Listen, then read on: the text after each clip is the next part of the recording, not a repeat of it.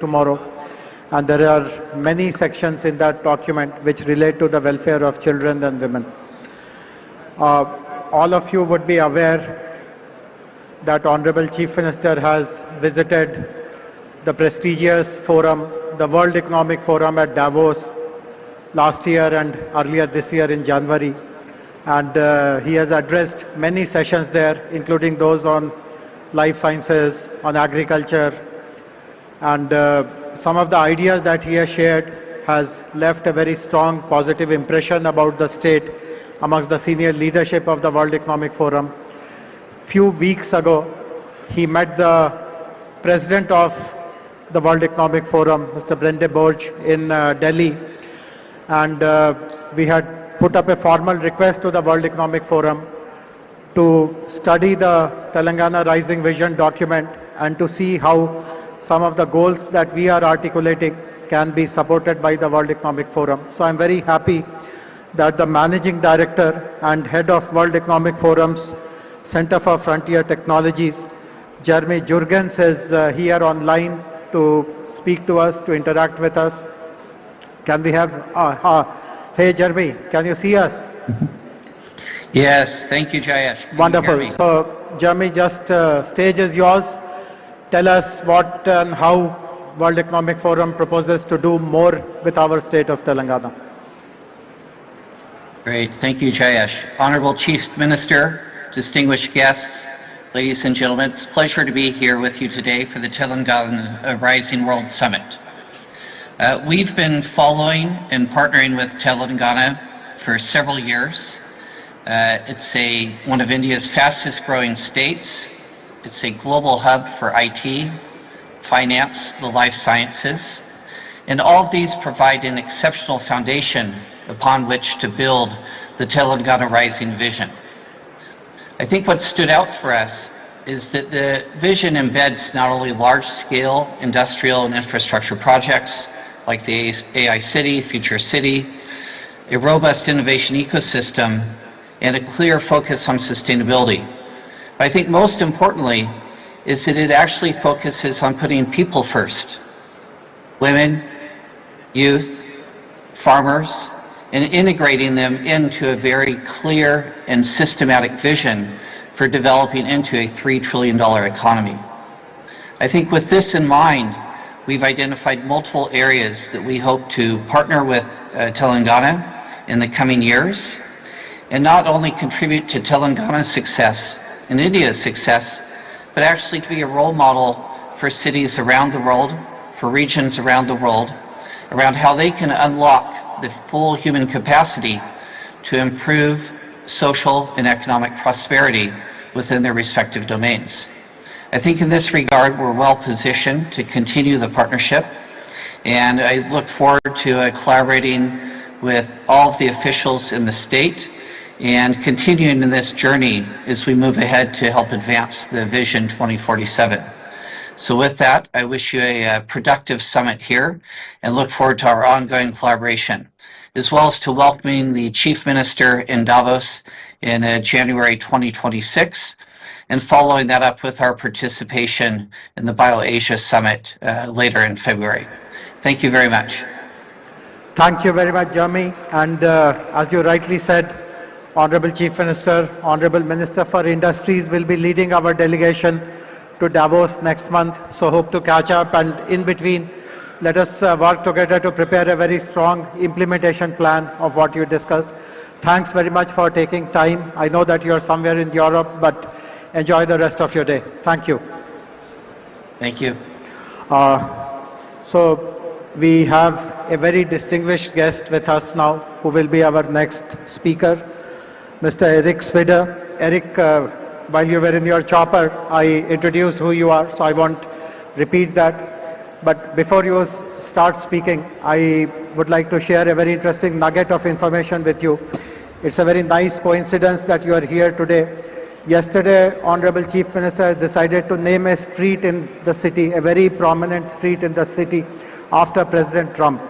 So do tell this to him, that there is a road in Hyderabad named after him. So go ahead, please. Well, thank you, and good afternoon. I want to start by telling you how honored and grateful I am to be here. And I also want to take a minute to thank everyone, especially the Honorable Chief Minister, who has been absolutely amazing in his hospitality. And I'd like to take a minute, just please join me in a round of applause for him, if you would, please. Thank you so much. In addition to thanking him, before I get into why I'm here today, I also want to thank every other individual that I've crossed paths with in the short time I've been here, because I've never been so graciously welcomed anywhere, and I've never received such a level of hospitality and graciousness. Now, this has caused a problem for me back home, because I immediately called my wife and my staff, and I let them know from now on, anytime I enter a room, I expect to be greeted by beautiful flowers. It did not go over so well with the wife. But in all seriousness, it has been an absolute treat the last 2 days. The hospitality is something that I was just not quite expecting. And in addition to the hospitality, the other thing that has just candidly blown me away is the growth that I've seen and experienced just in the last 2 days here. And a lot of people know me from one of the most recent transactions that I've completed, and that was bringing public a platform in the States called True Social. And as many of you may know, True Social, our largest shareholder is Donald J. Trump, and I went from the originating CEO of that platform now into on the board of directors. And you may or may not know this, but when we decided to bring that company public, we came under attack from anyone that could find out who we were. We were under attack from our Department of Justice, from the SEC, any agency that had an acronym, we were under attack. And we had to fight along over 2.5 years to get that transaction done. And now when somebody asks me, why did you do that? Why did you go through that fight? It wasn't about the money. I was a single father for around 20 years of two children, 2 beautiful daughters that are now grown. And it's hard to go back in time in your memory, but about 2.5 years ago, there were a lot of systems that were under attack by big tech and by government. And we were very close to a point when it was hard to find a platform that you could speak freely on. And I could not imagine leaving behind a place where my children could not have a platform that they could say what they wanted to say when they wanted to say. Because I believe that freedom of expression is one of the most fundamental rights for any human being. And without the ability to speak our minds and to speak, it leaves us with very few options to resort to.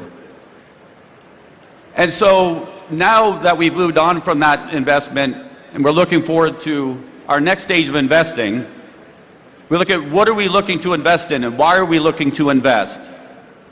And there's always, in my mind, 3 reasons that you would invest in a certain area or a certain platform. And while most people may say the number 1 most obvious answer is money, is investment returns, yes, that is one of them. That's why we all invest, but that's not the only one, and it's not the most important one, not for me. Any place that I'm going to spend my time and deploy capital of investors that entrust their capital to us, it's got to be in something that is meaningful, not just to me, but to the world. That can make a difference in the world, and not just a short-term difference, but a long-term difference. So that's number 1, or number 2, I guess. And then number 3, and I think this holds true for all capital around the world, capital will flow like water to the easiest place it can find to flow to. So when you're looking to make an investment, you look for a place where you know your investment will be received and well received and welcome. And what I've seen here in the last 2 days, after my good friend has been asking me to come here to visit for many months, and I had delayed and now so grateful that I finally came, is that the Honorable Chief Minister has made it absolutely clear that our capital will be welcome here, and that he is open for business, and that this is a place that is on the rise. And if you go back 20 years from an outsider's perspective, sitting on the other side of the world in the United States, if you talked about India 20 years ago, in technology perspective, it was, oh, that's where the call center is now. And then as you move forward in time, you start to look at who's developing the technology and who's working in the major technology companies around the world, you can't help but notice, wait a minute, a lot of this talent is coming out of India. And now you move forward to today, and you would be blind not to see that the technology capitalists around the world are coming from India. India is on the rise. And I don't think India is going to stop. I think India will continue to be on the rise and will lead the world in technology. And I think it's important that we find ways to invest together and to work together. And so I am very excited to have been presented the opportunity to come here. We have seen technologies here that I'm very excited to invest in. And I would like the Honorable Chief Minister to know that over the next 10 years, it is my intention to deploy through our organizations up to 1 lakh crores into the future city and into the areas of development here. And I'm very, very grateful for that opportunity. And I'm going to keep it short because I'm sure at this point everybody at some point wants to go on break or take a lunch. And so I always try to keep everything short. But I just want to close by saying thank you so much. I'm so honored to be here. I'm so honorable for the hospitality. And I'm so humbled and grateful to share the stage with an absolute esteemed group of people. So thank you so much for having me. Thank you.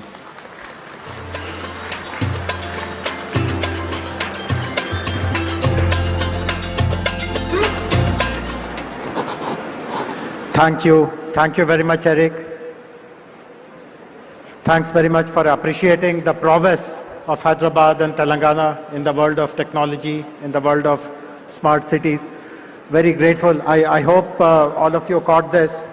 Eric has just signed a big check for us.